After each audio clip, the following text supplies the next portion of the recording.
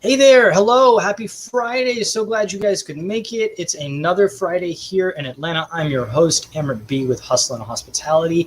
We are here in our studios in Atlanta, Georgia. We say studios, but really it's just a warehouse garage. It's become a whole slew of all kinds of different things. If this is your first camp quarantine, we welcome you, and we appreciate you inviting us into your home as we do the same here. This is our 5th month. It's now September. We go all the way back to March at the start of quarantine, and we've been just spotlighting great stories, celebrating the good, and celebrating every day. Now, Today is a little bit somber because we certainly know what today is. Today is September 11th, 2020, which marks 19 years since the September 11th tragedy in 2001.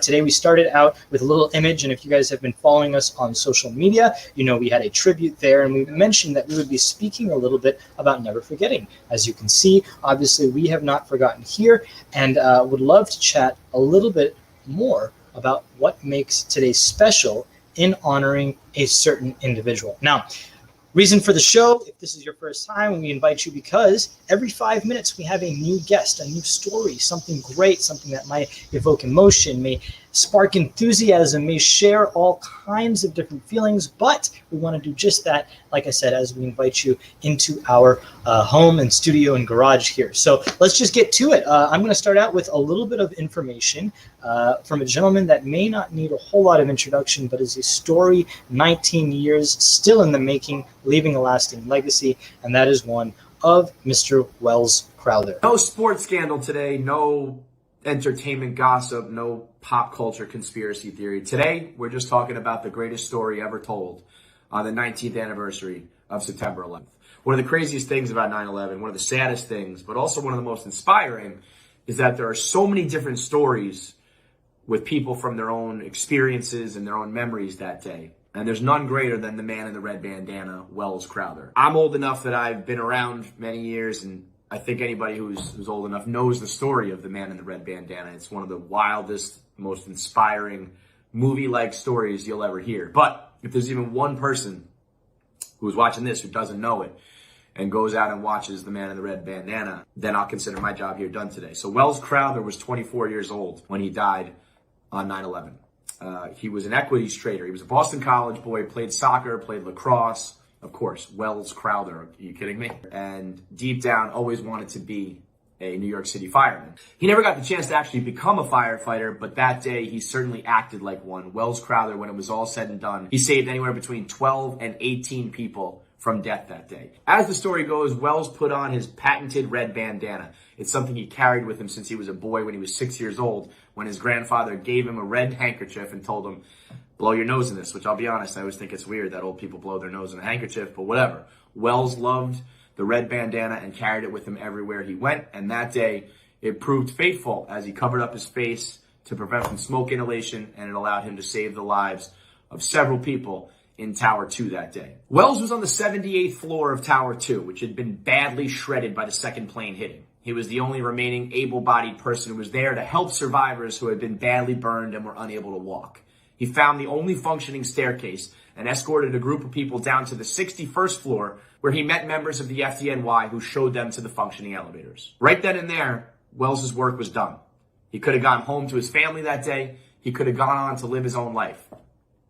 And that crazy son of a bitch went back up. 17 stories, which I don't even think I could run up the stairs, let alone do it in the face of death, trying to save people. My lazy ass couldn't even get up the staircase. But not only was he running up back and forth, he was saving people in the process. When he went back up a second time, he found another group of survivors and escorted them to safety as well before the tower collapsed. Wells's body was found in 2002, somehow still intact, almost like he was tougher than a tower collapsing, and he was found surrounded by uniformed members of the FDNY. The Crowther family didn't even know the tales of Wells's heroism until months later, reading an article in the New York Times that featured several different groups of survivors, all mentioning that the man in the red bandana was their saving grace. Immediately, Wells's mom and dad knew that it was their little boy. He had that red bandana on him when he was 6 years old. He had that red bandana on him the day that he died. Welles was the common theme between all these different groups of people who were saved that day. And it was his words of leadership on September 11, 2001 that I think still apply to this day. Welles said to everyone on the 78th floor, "Everyone who can stand up now. If you can help others, do so." And I think that's words of advice that we could all heed today. That's words of advice that you could listen to every single day of your life, but never more so than now. We live in a world right now that's marred by death and disease. We live in a world that's overrun by petty, politicized bullshit. We live in a generation that's going to be remembered for its differences and its dissension. We live in a world where football players lock arms in a sign of unity and the crowd fucking boos. What kind of trash is that? So we all could use a few more Wells Crowthers in this world. We could all behave a little bit more like he did on September 11, 2001. We all need to remember how he behaved on September 12th. 2001 in the wake of tragedy, because we need a lot more of that right now. So just a reminder to you and everyone around you, everyone who can stand up now. And if you can help others, do so. If you can help others, do so. Today we are honoring Wells Crowthers and so many others who fell 19 years ago. And I carry this red bandana today as a token of our appreciation, along with today on our set, this folded American flag, just as a reminder of certainly what people have endured. And yes, absolutely, we are in a time of unique differences, but I think standing together is absolutely more important now more than ever. Well, today isn't just Patriot Day, and we're going to continue to honor a slew of other folks who are doing great things and individuals on this day, but we are also celebrating every day. So like I said, throughout this program today, every 5 minutes, we'll be showcasing a unique story and some new individuals that you may not have seen before. So stick with us, because later on in the program, we'll also be sharing A State of Nirvana. Go ahead and give this click below, and if you guys are watching this a little after the fact, we appreciate you subscribing, whether it be to our channel on YouTube or following us along on our Instagram, where we have plenty of giveaways, but you guys can support us throughout the broadcast and ongoing with our Patreon at patreon.com/campq. But let's just get into the stories. So today also not only is Patriot Day, but it is also Stand Up to Cancer Day, and that is the reason why we are here every month, every week. We have been honoring a unique charity and being able to showcase that in order to raise funds and bring some awareness to a wonderful cause. So today, being Stand Up to Cancer Day, I felt it only fitting that we chat a little bit about what exactly Stand Up to Cancer means. The discoveries that will unlock our ability to defeat cancer are out there. They're waiting in a place that exists just beyond the limits of our understanding. But they're there. Each day, researchers push further into that space, making new discoveries and bringing us closer to the moment when all patients can become survivors. Some days, researchers take small steps. Others, huge discoveries lead to giant leaps forward. This progress, both small steps and giant leaps, happens with the help of clinical trials. Clinical trials are a fundamental path to progress and the brightest torch researchers have to light their way towards better treatments. And if you've been diagnosed with cancer, they may be your brightest ray of hope. That's because clinical trials allow researchers to test cutting-edge and potentially life-saving treatments while giving participants access to the best options available. These treatments are administered in a controlled setting with rigorous safety protocols in place to assure patients receive the best possible care. Trials offer what scientists think might be the best treatment for your cancer. It's important to know that these trials are an alternative means of receiving the care that's right for you. One that could hold the key to effectively treating cancer. So if you're interested in exploring new treatment options while helping to light the path for other patients, clinical trials may be the best choice for you. It's your health, and you should feel empowered to seek out information on the best treatment options for you. Speak with your doctor and visit standuptocancer.org/clinical trials to learn more. Together, we can stand up for all of us. So today's Stand Up to Cancer Day, which means just that. We wanted to bring awareness to it, and we'll continue to hit home about how you can donate, how you can contribute, and how you can spread the word and be more aware of certainly those issues. Well, that brings us to our first guest. Even though today is Patriot Day and we are enduring all kinds of national and international tragedies, there's one individual that happens to be amidst another one, and I would like to invite our first guest, Mr. Brian Decker. Brian, you there? Hey, Emran, how's it going? Hey, Brian, happy Friday. How you doing? I'm going to send myself. Doing good. Where are you joining us today from, Brian? I'm out here in Sacramento, California, going on a little walking trail, kind of just observing the smoke that's starting to blanket the community here. And that's absolutely why we brought you aboard. I hope you're being safe, but you mind chatting a little bit about what's going on around you? I thought, who better than somebody right there in the thick of it to kind of give us a little bit of perspective as to not only how appreciative we are for every day here, but certainly, staying safe and, checking on so many different individuals going through all kinds of things beyond just a quarantine and a pandemic. Yeah, so I'm in the Sacramento region, which is Northern California. Just about 100 miles north of here is actually currently the largest fire in California's history. Total, there's over 600 fires raging all over California as we speak. Some of them are merging to grow into larger fires, starting to threaten multiple communities. Several people, hundreds and maybe even thousands of people have already been evacuated.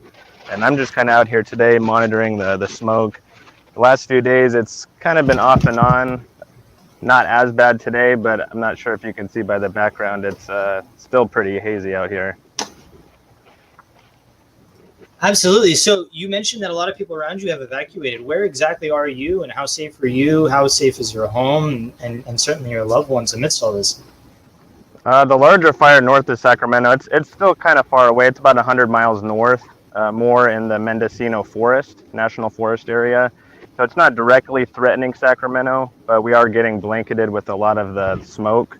In the Bay Area, a little bit further to the west, different communities, Vacaville, Fairfield, some communities around the Bay Area have been slightly evacuated for homes that have been, in the range of where the fires could be coming through. But luckily in this area in Sacramento, they haven't started evacuating anybody yet, and I don't perceive that they will. So, Brian, I've seen so many photos, and we're going to share one of those in just a minute, but that orange texture, people have this post-apocalyptic feel. I mean, are you feeling that day in and day out? Is that what the community seems like? Is that really what, I can see behind you, it's just absolutely, hazy and has that hue, but talk to a little bit about what it's doing for the environment, the animals, the people that are coming in. What kind of relief efforts are folks participating in? I think the photos that you've been seeing where you get a really bright red background, I think that's been more up towards Oregon, a little bit on the northwestern part of the country. Luckily, we haven't experienced that extreme amount here in Sacramento. But as you get close to any of these fires, that's basically what the scene is like. And I know with the 600 fires that are all over California, just depending on where you're at, you could have that going on in your background. Here in Sacramento, we're really just getting the smoke from the surrounding fires, so we're not really actually seeing the fires or the redness from the fires themselves, just getting a little bit of the fallout from the smoke. Well, thank you for sharing that first person perspective. Now we're going to shift gears a little bit because I really brought you on. I've been eager to reconnect with you, and that's something that I very much so value and appreciate about everyone who's been watching Camp Quarantine. I feel like I've had the opportunity to reconnect with people, whether it not be in person, but in some ways. So you reached out to me, and you knew we were building this van, but we met each other on the West Coast many, many years ago, and I remember you're in an industry that's certainly budding now, but is very relevant for what project I'm working on now. You want to talk about that? You're referring to solar panels, I'm assuming? Of course. Yeah, so it looks like you're getting ready to retrofit your van with some solar panels there. I recently did my house. I just bought a new house about 8-9 months ago, so finally did it for my own house. But yeah, out here in California, they made it a new law that all new construction homes legally have to be built with solar panels. So we've seen quite a big boom out here. They're really just trying to do that to more or less fight climate change, have a shift towards sustainable energy production, shift away from fossil fuels, which most parts of the country, that's where a large portion of the electricity is derived from. Technology that's been around for hundreds of years hasn't really changed much, very damaging and polluting on the environment. And so luckily California has started this green initiative to force new construction homes to have it. They've also implemented a series of programs, mainly financial programs, to incentivize existing homes to be able to be retrofitted with solar, which recently is what I did for my own home. And over the last, I'd say 8 or 9 months, it's already offsetted, I think it said about 20,000 pounds of carbon emissions. and the equivalent of planting about 300 to 400 trees. And that's just having production from the solar for about 8 or 9 months. So over the period of years, we'll see those numbers go up. And that's just for a single home. So you could just imagine the positive environmental impact that solar could have, across the country. And now we're starting to see, many other states, I think around 25 to 30 states, that is implementing solar and allowing it to be, constructed on rooftops. And so, yeah, I've been working in the industry for about 7 or 8 years now, and we started out locally in California, but now we've kind of branched out to about 25 to 30 states across the country. So that's getting pretty exciting. That is exciting. I mean, obviously, we're looking to have an off-grid sort of functionality here, but on your home. Give us the nitty-gritty specs, the schematics. How many watts do you have? I know that's the real sexy allure. So, I mean, every house is a little bit different. Typically, what you have to do when you go solar is figure out how many kilowatt hours your house is actually using throughout the entire year. Usually, it's a little bit higher in the summer months because you're running air conditioning. And once you know how much your usage is for the year, then they can determine how big of a solar system you need. Just to put things in perspective, I was using, I would say, a ridiculous amount of electricity for my house, which is about 35,000 kilowatt hours a year, which is not typical. The typical house uses about 10,000 kilowatt hours per year. And so my house was a little bit extreme, and my system had to max out not just a small portion of my roof, but the entire roof, as well as my awning in the back, just to be able to meet that demand. But it's very exciting. I've seen a big difference in my bill. I'm not paying as much towards the utility company anymore. And now that I own the solar, I'm taking a liability payment that I was paying to the utility company and I've kind of converted into more of an asset payment. That money is going now into my home instead of going to the utility companies. So it kind of works out both financially as well as environmentally. It has a positive impact on the environment. And us here at Camp Quarantine are all about the environment and making sure that that's something that we always are considerate of, because we might be here for a short time, but our Earth certainly is here for a real long time. Brian, how can folks follow you and keep abreast with sort of your adventures and certainly learn more about solar and things like that if they're interested? Yeah, so since we are nationwide, we can possibly attach my contact information in the comment section or down below. So if you are a homeowner and or a business owner and you are interested in trying to get solar or seeing if it is feasible for your location, we can try to connect. I can work with you over the phone, over Skype or video message, and we can make it happen for you. I love it. Brian, thank you so much for your time. Stay safe out there. Enjoy your Friday, and I hope to catch you in person real soon. Hey, you too, Amrit. Thanks for. Didn't mean to cut him off there, but Brian, thank you so much for your time. I really appreciate it. All these folks that are, amidst all kinds of different turmoil and what is transpiring in the world is just, just humbling to see that they still make time for us here on the East Coast or wherever we may be. And that's just the lasting efforts of, let's say, Hustle and Hospitality. Again, our presenting sponsor and our head brand here that kind of puts it all together and has given us access to their years-long Rolodex of guests. Which we will get to in just a minute. But changing gears just a little bit, today is not only National Stand Up to Cancer Day, but we are also celebrating many of the things going on this month. September happens to also be Self-Care Awareness Day.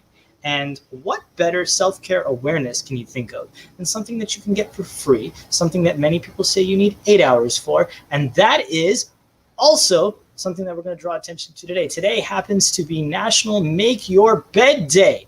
And though you cannot perhaps go to hotels or travels the way that you'd like, nothing beats coming home to a nicely made bed, fresh linens, and, well, who better to show how to make that bed than this young lady right here. It's healthy to make your bed every day, but it doesn't have to be perfect. Take the hem side and put it flat against the fitted sheet. Just pull it all the way up to the top. And then take your quilt or your blanket. If you choose to have one, you can actually remove this layer altogether.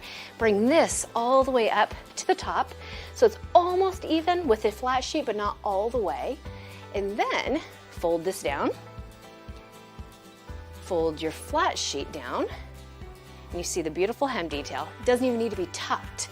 And then take your duvet cover and flip it on top. Fold it in thirds, just like a hotel. Or you could even just scrunch it down at the foot of the bed. And then your pillows, just use the pillows you actually sleep on. It's more practical and they're beautiful. 2 or 4, depending on your personal preference and sleeping style. And they can be just tossed up near the top of the head of the bed, or they can even be stacked up, just like that. And if you want something a little more decorative, you can simply take 2 quilted shams and the bed's done, and that took maybe 30 seconds.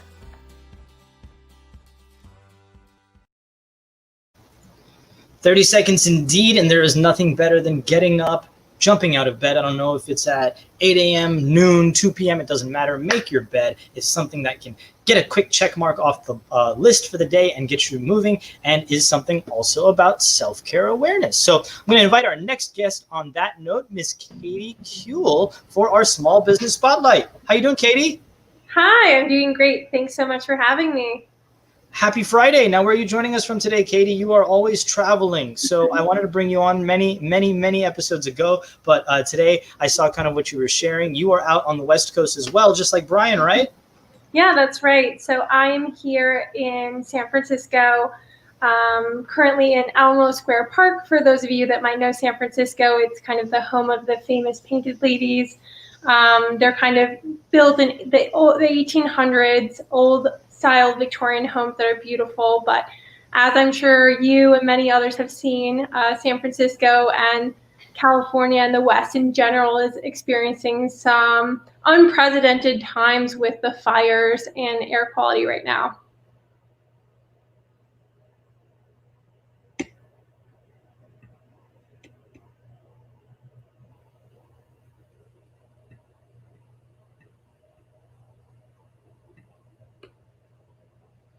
So I'm sure as people can see, I mean, there's just multiple fires going on right now. I think around 28 major wildfires burning in California today. Over 14,800 firefighters are at work trying to contain these fires. So far this year alone, it's burned more than 3.1 million acres across California. Which equates to a larger amount of space than the state of Connecticut. It's up 26%, 26 times higher than 2019. And so we're really facing some unprecedented fires and challenges going on the West Coast.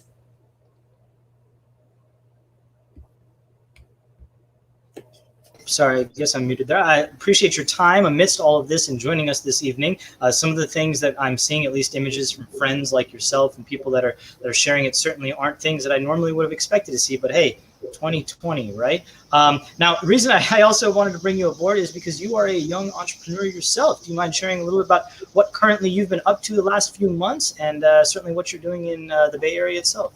Yes, definitely. So a few years ago, kind of my career has been in private equity and venture capital. And several years ago, I started my own firm called Prana Venture Partners that does early stage tech investing, focusing on kind of what we think the future is going to be and how the future is changing through technology. I started a firm that focuses on the future of work and also wellness, especially a huge focus on mental wellness, how companies, communities, and individuals are managing and monitoring their mental health. And so I spend a lot of time in early stage innovation and technology with really the goal of creating more access, accessibility, education to really increase the quality of life through people and how they work and how they live. Now, you actually came by Atlanta and was able to visit our studios here, and so I appreciate that, but you are also one who travels considerably. Talk to me about camping. We've been on a couple of adventures in the past itself, but is there any like story or something like that, whether it be out west, internationally, that really stands out to you that you'd like to share with us?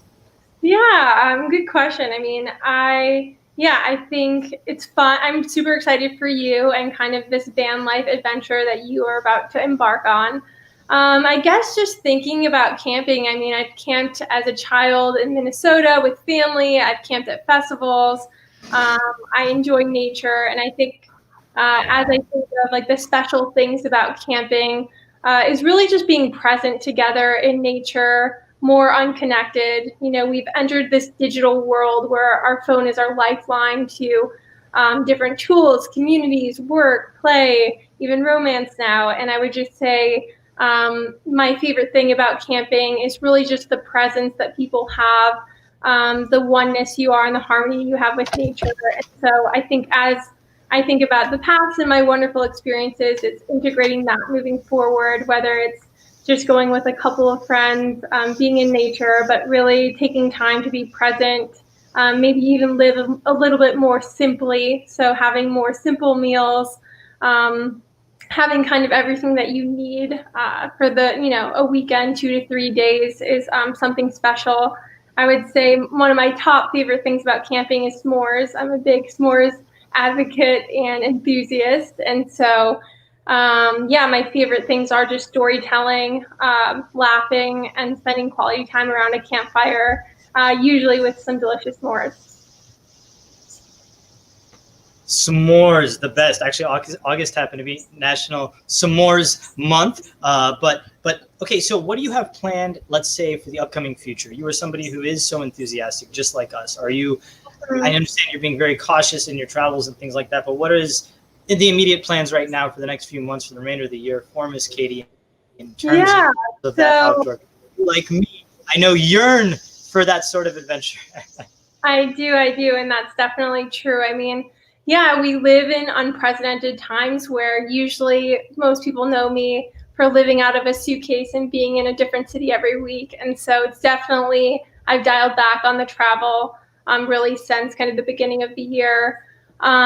Living in California without the fires, I mean, there's so much for me to explore where, I'm taking weekend trips, whether it's to Santa Barbara or I'm up in San Francisco from Los Angeles. And so I'm really looking at what are the local things for me to explore is really how I'm spending my time.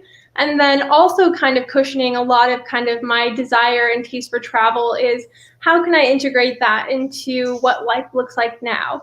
One huge benefit is, at least with me and a lot of the kind of early tech stage industry, is that we're fully remote indefinitely. A lot of companies within the startup space are going remote through end of year and kind of updating based on how things change. So the benefit is people are able, especially in my industry, able to co-work from anywhere. And so some people are kind of gathering groups that can quarantine together anywhere from like kind of 6 to 10 people in a house, usually in nature. And so I'm considering some of those options moving forward, but really trying to integrate what life looks like now, which is, how do I do the things I love, which is connecting with friends, dancing, music, cooking. And so really finding ways to be able to connect with my community digitally, whether I'm at home, whether I'm traveling, but really also taking the time to take a step back and enjoying and sometimes getting used to the uncomfortability of kind of staying in one place and the beauty of the growth that can come and where we can kind of fill in our lives using kind of the digital world and digital offerings now.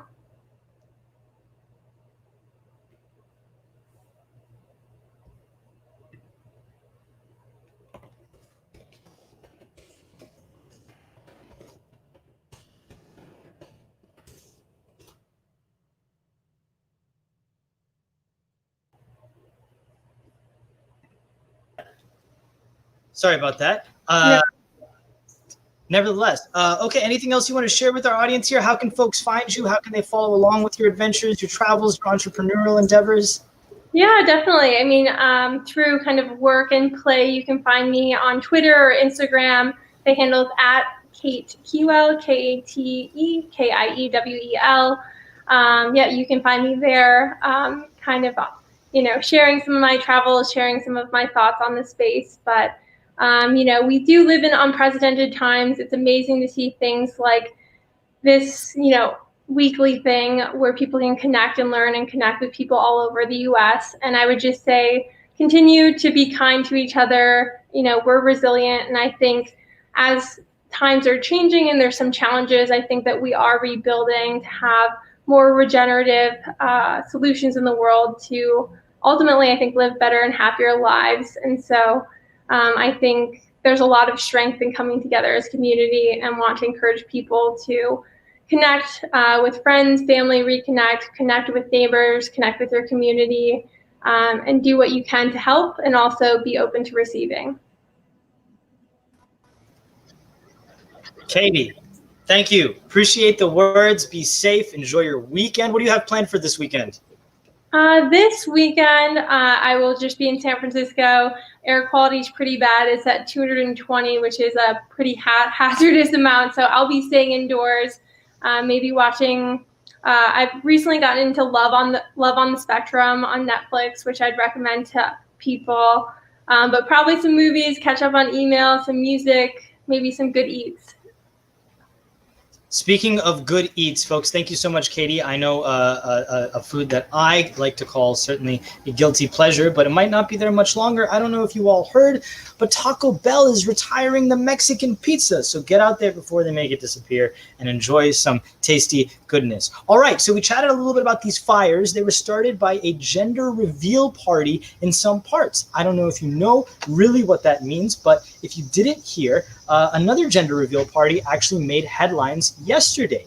A couple out of Turkey actually decided that they were going to release their gender reveal in the most ostentatious fashion possible in one of the most opulent locations in the world, and that is Dubai, United Arab Emirates. Take a look on how this Turkish couple revealed their gender.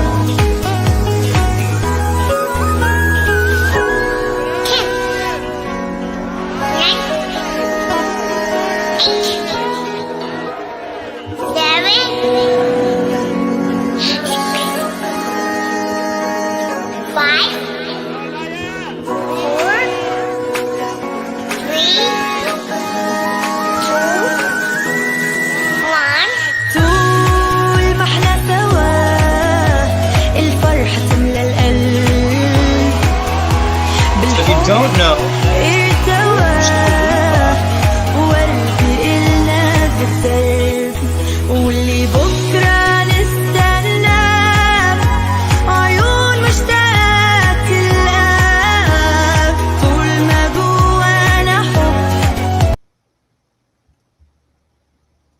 And that's certainly one way to do it. These are YouTubers, believe it or not, that spent $95,000 to reveal their gender on the world's largest, well, currently, world's largest building in the world. I've been privileged to go there, and I hope travel will resume so you all can go to the top of the world and be able to see sunsets twice. Only place in the world where you can see the sunset at the top, take the elevator down, and get to see it all over again. Well, we're not here talking about gender reveals. We're no longer going to be talking about fires, but what we will be talking about is to another YouTube star. So our next guest is Mr. Matt Watson, who happens to be living the van life as well, and I'd like to introduce him without any further ado. Matt, are you there? I am here. Hey, Matt. Happy Friday, man. So nice to meet you virtually. Where are you joining us today from? I'm in Mornington, Australia. I'm sorry that my reveal isn't as big as the one that we just saw, but here I am, just humbly in a van. So you were in Australia. So what time is it in Australia right now? It's just a little after 9 a.m. And it's raining here, so I'm hoping I got the headphones in. Hopefully that isn't messing with the connection all that much. But yeah, 9 in the a.m. We can hear you great. Do you mind sharing a little bit about how you got to Australia, how long you've been doing van life, and what makes you so unique and why we invited you today? Okay, I've been doing van life for, I'd say, about 4 years. I've been doing stand-up comedy for over 10 years, and I just found it living out of a vehicle was the best way. I'm from Canada originally, which is a huge country, and to tour across it, I found it way easier to just kind of live out of my Mazda 3 that I had at the time, because then every city that I went to, I always had a place to stay, and I was able to see my entire country that way. And from that, that kind of expanded to going over to the UK, where I bought a Citroen Berlingo that only drove for 6 months before it broke down. But I am stubborn, and I stuck with Burley the Berlingo and lived out of it for the remaining year and a half of my visa there. Still touring all over the UK, but just having the van as a home base in Edinburgh. And then Australia was the next place on my list. And despite the pandemic, like I said, I like to stick with my decisions and see it through. So I am definitely not as mobile as I'd like to be in this wonderful country, but still enjoying it nonetheless. That's part of travel. You don't really know what to expect, but I'm enjoying what I've been given. So did you just decide to ship your van from Canada, or did you build it there? Did you get a new one and start? I mean, I know a lot of people have multiple now. Some other personalities all are shipping there. So how did that come about? Would you do it any differently? That's a really that's a cool question. I didn't know people ship their van. I guess it makes sense if you put enough work into it. The van that I was living in the UK was incredibly basic, just pretty much insulation. And that one I did myself. This one, because my visa is only for a year. When I landed in January, I just kind of wanted to get something as quickly as possible. And I don't know if you can, I guess you can see it a little bit. I am so happy with this thing. It's absolutely beautiful. It's got wonderful wood, and it's got like a sound system. It's insulated. I've got a fridge right here. So just a huge step up from what I built myself on a very strict budget in the UK. However, I do plan to, when I go back to Canada, so my visa's done in a couple months. And when I go back to Canada, my plan is to start building my own and doing it right. And hopefully making a home that I can tour all over North America for the upcoming years. That's super exciting. Now, when I think of Australia, one thing that comes to mind is obviously all of their wildlife. So have you come across anything crazy, whether it be the size was bigger, spiders bigger than our heads, or the snakes, or have you ever fought a kangaroo? I mean, I hear about so many of these stories, and I'm like, I don't know that I want to come there with my van to experience any of it. Yeah, man, there was, especially like when I was coming here in January, like the bushfires. Like it sounded insane to everybody when I was coming over here. I had nothing packed in my luggage other than water balloons to try to help fight the fires. But man, I because I do comedy, I'm rarely in the middle of like nowhere. I'm always in like a rural city. An urban city. So just like anywhere else, like I haven't seen any kangaroos hopping around other than when I'm driving, along the highway. They'll have signs for those. But, if you're sticking to like, I landed in Perth, and then I went to Adelaide, and then I've only been to Melbourne very briefly because we're in a high level of lockdown currently right now. But you're not going to see big animals like that in the cities. That's more when you get to the less populated areas, that I would see animals like that. So so far it's been incredibly safe and not what anyone would lead you to believe. So that kind of seems a little counterproductive though, right? I don't know. Everyone has their own way of doing van life, but if you're in very urban areas, it to me sounds like you're not getting the fullest experience. Is there any rural areas or breathtaking views that you feel like everybody in this lifetime or in some lifetime needs to make sure that they check out, whether it be down south, of the equator, or in the UK? I mean, where are your favorite go-to spots to just veer off the road, pull away, and escape?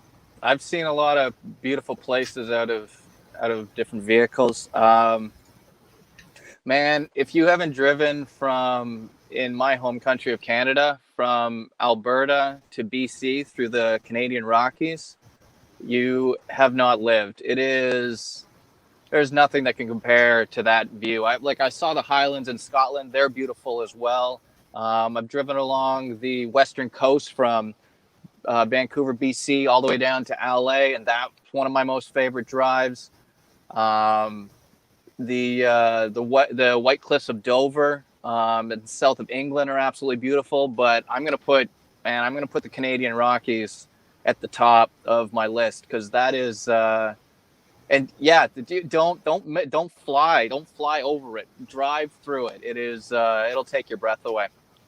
And even though you mentioned the living in a city kind of being counterproductive to this lifestyle, yeah, I don't always get to see like the wonderful. I don't wake up to like on beaches to sunsets all the time. You know, sometimes I wake up and there's like a homeless man peeing on a dumpster right next to me. So maybe I miss out on that perspective. But at the same time, like, you know, I get to live in cities where like London, England, where people complain about how high rent is, the thousands of pounds that they pay in rent, whereas I'm just paying whatever my insurance was that month. So I don't know. It does still have its advantages. You just maybe just in different ways of people who end up in the less densely populated areas. Well, we don't want to keep you too much longer, but we are going to give folks a little bit of taste of your comedy. But before then, how can folks find you? How can they stay abreast, whether in the van life community or otherwise? I am really pushing my YouTube channel right now. It was just something little I was doing on the side alongside my stand-up comedy. But now in these times, it seems like it's quite beneficial that I started that. My YouTube channel is Matt Watson Comedy. I put up like about a 5-minute video every week. And it's not your typical van life, like, hey, look at me, isn't everything great? I try to be real with you, and I spend time with the writing and try to make it as funny as I can. So yeah, check out Matt Watson Comedy on YouTube. It's also the same on Instagram and my Facebook page as well. Would you like to introduce the clip I'm about to show, or at least your very popularized video? I think you just kind of did a little bit. You try and share some of the more real aspects, but why don't you talk about this? Right. This one's pretty. It's pretty silly. If it's the one that I sent you, I was trying to give because I mean, dating is hard for absolutely everybody. But if you're living in a van, you come up with a few more other struggles, as I'm sure anybody else that was on the show today realize it's difficult when you're always traveling around. So I came up with some tips for people who live in vans and how they can better have a chance of finding love when it comes to this lifestyle. What's up, guys? This is Matt Watson coming to you from Mornington, Australia. Let me tell you guys, dating is tough for absolutely everybody. You know, you gotta learn how to read those signals. I've been living in a van now for a few years, and let me tell you, dating's even tougher when you dwell in the exact vehicle that all of our parents taught us to associate with danger. Being I've had this lifestyle for a little bit of time now, I'm going to give you a couple tips and tricks, a couple do's and don'ts to help navigate the old van life dating struggle. You want some comedy? What? You got some comedy? Huh? You wanted comedy? It's Matt Watson Comedy! All right, guys, little tip number 1. People only like good surprises, okay? Like chocolates or flowers or an Amazon delivery to your house that you forgot you ordered because you're drunk. Those are good surprises. Revealing that you live in a van to a woman only when she gets inside of it is not a good surprise, okay? You can't wait for her to ask when she's in the vehicle to be like, hey, where do you live? And then you're like, ta-da! And then lock the doors. That is terrifying. Van isn't a good surprise, is it? Okay, so we know that waiting until the person's in the vehicle is too late to tell them that you live there. On the flip end of the coin, saying that you live in a van also isn't a good opener. If you have a blind date and you go to meet the woman who's sitting at the table, you shake her hand, you don't say, hey, I'm Matt Watson. I live in a rickety white van. Insulated myself, it's pretty much soundproof. Van isn't a good opener. Is it? So for everything that I've said so far, we can break that down to timing, all right? You got to find the right moment. And let me also add, when you choose the correct moment to reveal this information, say camper van, okay? I don't care how primitive your renovation has been. People associate camper vans with nice outdoor weekends with friends. People associate vans with kidnappings and pedophiles. Say camper van. And when you say that you live in a camper van, say that you've chosen this lifestyle. Saying that you've chosen to live in a camper van makes you sound like a free spirit. Saying you live in a van makes it sound like your life is falling apart. You've chosen this lifestyle. And you did. Be proud. And most importantly, watch your delivery, okay? So much of how communication is received isn't even the words that you're saying, but how you're saying them, okay? Saying that you've chosen to live in a camper van because of all of the freedoms that come with it sounds so much better than in a tone of like, hey, I live in a van. You like candy? We want to aim for Russell Brand, not Ted Bundy. In my experience, if you can deliver this information in a non-creepy manner, it's actually going to help you with dating. I think van life dating is actually better than dating from within a house. I'm going to give you a couple reasons why. Why not use the whiteboard again, being I got it. Number one, no stalkers, all right? If you're living in a home, you see someone you dated on Tuesday night just kind of creeping in the bushes or, hanging out in the tree doing some George McFly crap, what are you going to do? You got a list of crap you got to do. You got to get a hold of a real estate agent. You got to change your phone number. You got to get your kids into like a different school. Not you and me. All we got to do, turn the ignition, move positions. Sorted. Pro number two, you're a novelty. All right, every other person that this woman meets, most of them anyway, they probably work a 9 to 5, Monday to Friday, some boring job they don't even like, or they live in their mom's basement, okay? You're a novelty, and you might even be on her bucket list. Number three, you're a challenge. And nothing's less of a sure thing than a person whose home is always on the move. You're like a turtle that can do 120 kilometers an hour. Pro number four, you're eliminating everybody who is high maintenance. And let me tell you, that's a good thing because you live in a vehicle with limited resources. You have one of those people move in with you, okay? They're gonna drain your water, they're gonna drain your power, and your will to live. And most importantly, you're getting rid of gold diggers, all right? Some people latch on to others for their fancy lifestyle. Let me tell you, no woman is gonna be with you for your 7 square feet in your Volkswagen Transporter, all right? If they're with you, it's because they're genuinely into you. And that's a good thing. Hey guys, by just watching this video, you already support me. If you want to go the little extra mile, give it a thumbs up, subscribe to the channel, and even share it with a friend. If there's any questions you have about van life, just ask them to me, man. I'll do a video about it. That's it. Talk to you next week. We're commodities. I love it. Dude, thank you so much, Matt, for being a part of today's show. I love what you are putting out, folks. Don't forget, again, you can follow him on YouTube at Matt Watson Comedy. Anything else you want to leave our Camp Quarantine audience with, Matt? It's you're a day ahead of us, so give us some good news or things or vibes for the future. A little look into the future. It's raining. Thing I want to leave you with. No, man, thank you so much for having me. This was you shuffled up my routine a little bit, which is always nice. And this was lovely. Thank you for having me. Absolutely. Matt, thank you again for being a part of today's Camp Quarantine. You enjoy your weekend and be safe out there and watch out for those kicking kangaroos.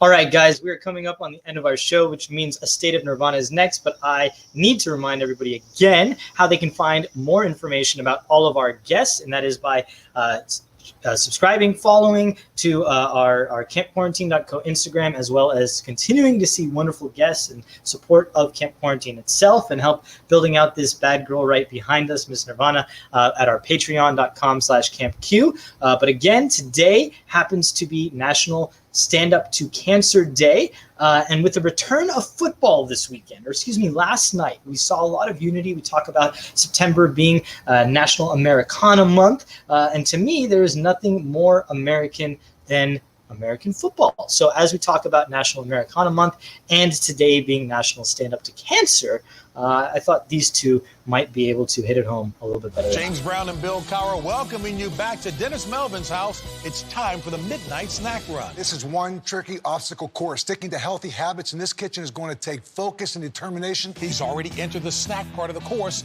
and he's eyeballing a jar of chocolatey candy. That is tempting right off the start. He's reaching, Bill, but he pushes it away. Great stiff arm. He's approaching a plate of delicious-looking iced cookies. Oh, Dennis, you only want one of those. He blows right by him for the apple. The fridge. It's make or break time, JB. He stares down some rich-looking treats.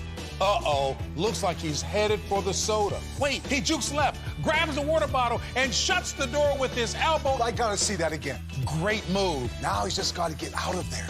Look what dropped from the sky. Don't do it, Dennis. Bill, he somehow keeps moving. That's the way you execute a midnight snack run. Stand Up to Cancer and Rally want you to reduce your risk for cancer. Go to takeahealthystand.org. So again, $1, $10, whatever you can donate, we would greatly appreciate. Today's charity we are supporting is Stand Up to Cancer as we celebrate National Stand Up to Cancer Day, and really is the reason supporting all these wonderful nonprofits and bringing awareness is the reason for Camp Quarantine, in addition to enjoying the wonderful outdoors. Well, it's that time. It is that time because all of you have waited so patiently. It is time for, if I can find it, time for a state of Nirvana. All right, guys, so what state is Miss Nirvana in? If you remember last week, we were all about the roof. Now, behind us, no good effort ever goes without good planning. So you guys voted online. We have a slew of all kinds of new opportunities for you to vote and decide what we should do with our van. Right now, we were debating on where to put some LED lights, either in the back, on the roof, on the side, or whatnot. But we did go with installing last week both our MaxxAir fan, which was a big deal, our sunroof that we talked about, but you can find the full video and instructions of the C.R. Lawrence sunroof on our Patreon page. But this past week, we also worked on something right here that I'm sitting on, and that is our back bumper.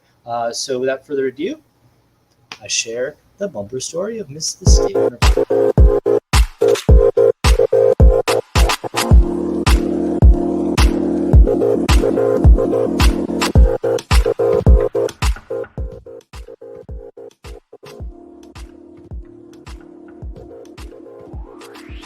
We started out this week with our sunroof in and our windows also all taken care of, which meant we'd like to round out the exterior. Good neighbor came by, had some day off work, and knew I needed some tools, so he came with the big guns and the big socket wrench to come help take off the bent bumper that we have been plagued by since the start. So what it necessitated was to... We got rid of this back bumper. Maybe you can't see, maybe you can, but this back bumper is gone. It was angled. It was completely bent because it looked like somebody had hit something and then popped off these pins, and we wanted to straighten the metal back. So I didn't have some of the tools. There's some 6 big bolts, these guys right here, that are necessary to take off the, you can see these are pretty heavy duty. I don't know if I can get this in focus here. But these are pretty heavy duty, and these bolts over here were a little bit troublesome to get off, and I didn't have all the socket wrench for it. So I appreciated my neighbor Ed, who lent me a hand and helped me get them off, and I hope he'll help me get them back on too. But in the meantime, we went ahead and we started painting. So last night, after straightening out the bumper, you can see here how I uniquely did that, adding some weights to it, paint cans, whatever I had laying around to try and straighten out the actual plastic part of the bumper. Then we had to take off the metal parts, the tail hitch and things like that. They had a little bit of rust, and everything on this van, we're trying to get rid of rust. That's so important because it'll just spread, and if it's not treated properly. So using a wire brush, just as we did on the roof. First, sanded down all the surfaces, got all that rust gone. Then using the Loctite converter. This is a rust dissolver, so it converts it. It's this pink jelly-like substance. You just leave it on, it dissolves it, turns the rust from that orangish, brownish color directly to black, back to the metal, so it's pretty magic. And then we covered it, just as we have with most other things, regular Rust-Oleum primer. This guy right here. You can get this, it's just flat black primer. We're gonna paint something on top of it for most of it. The underside, not a big deal for like the tow hitch and things like that, but you just wanna get rid of that rust and have, after you've converted it, something to block it as well. All right, then the other Rust-Oleum product that I really like, that I've been using throughout, that we used on those front bumpers, you know already. I have not been conservative with this, and this is the trim and bumper paint, also black.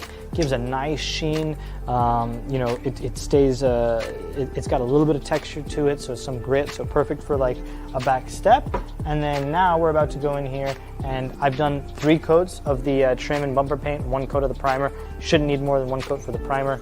I just, like I said, want to make that everywhere, and it's really nice color. But now we're going to go over it with the clear gloss. So this has the UV protection that we need, and probably just one coat of this. It says one coat has 2 covers. That's probably just marketing stuff, but for the price, for the accessibility, Amazon, Walmart, most, Lowe's, Home Depot, all your home improvement stores all have this. So if I ever ran out, which did happen once, it was easy for me to just go get more.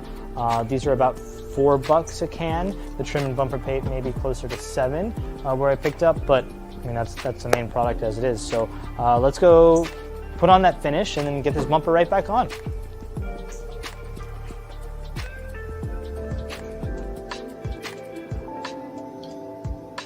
So a couple more hours getting that bumper back on, ensuring that we put some Loctite seal as well on those nuts.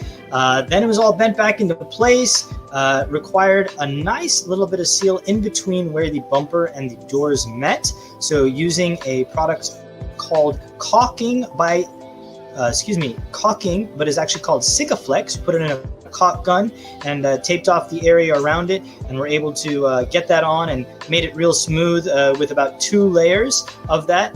You want to make sure that dries completely before removing any of the excess tape. Then I scraped off the excess with a sharp edge and then followed it up by painting again with that trim and bumper paint to try and match that black finish.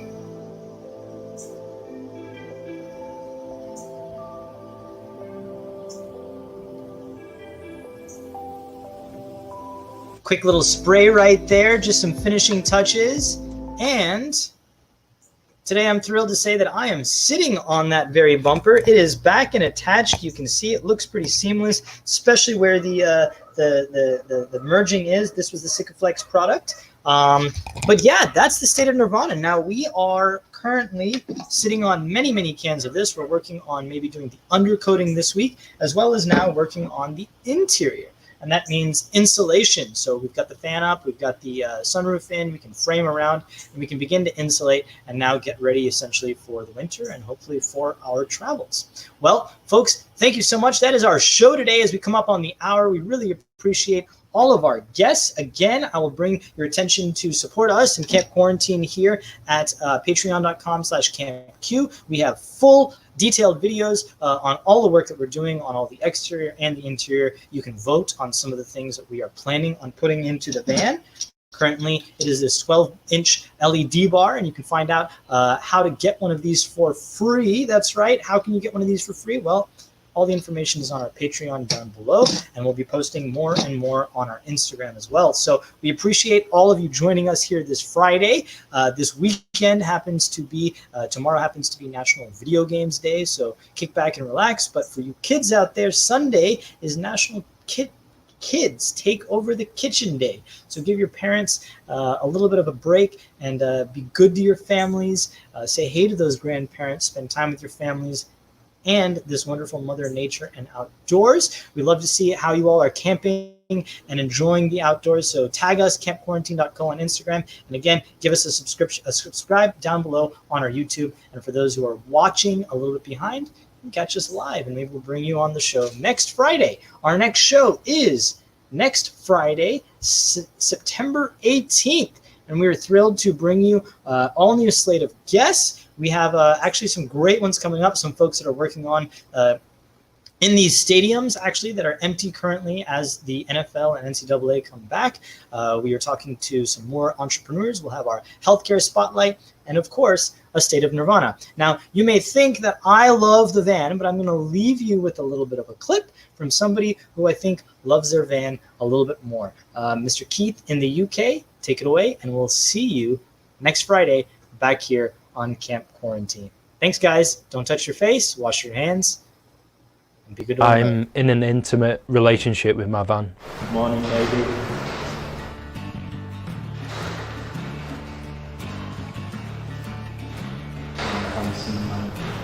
Keith is in a committed relationship with his van, Jake. He met Jake at an auction in Tamworth. I love you, baby. It was love at first sight. His body, that interior. It all just seemed to fit. I just felt an instant connection. His obsessions with vans started at a young age, when he used to wash his dad's work van. But he didn't find true love until he found Jake. I find this part the most sexy because of the subtle lines and the curves. I like to give him a kissing, caressing down the side. My initial reaction is I'm kind of shocked. It was kind of weird because it's just hard to understand. Honestly, I don't know why I feel the way I do, but I just absolutely love Jake. We always have such a good time together. I do get him gifts, like you'd get your wife or your fiance, and I usually do try to do something really special for his birthday.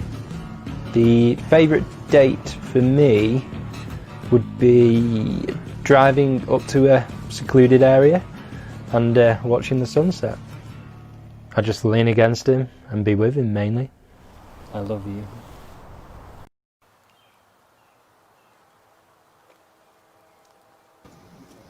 I'd say that's a little much. That's our show, folks. Go enjoy the outdoors, pitch a wonderful campfire, and we'll catch you here next Friday at same place, 7 p.m. Eastern, 4 p.m. Pacific. Take care.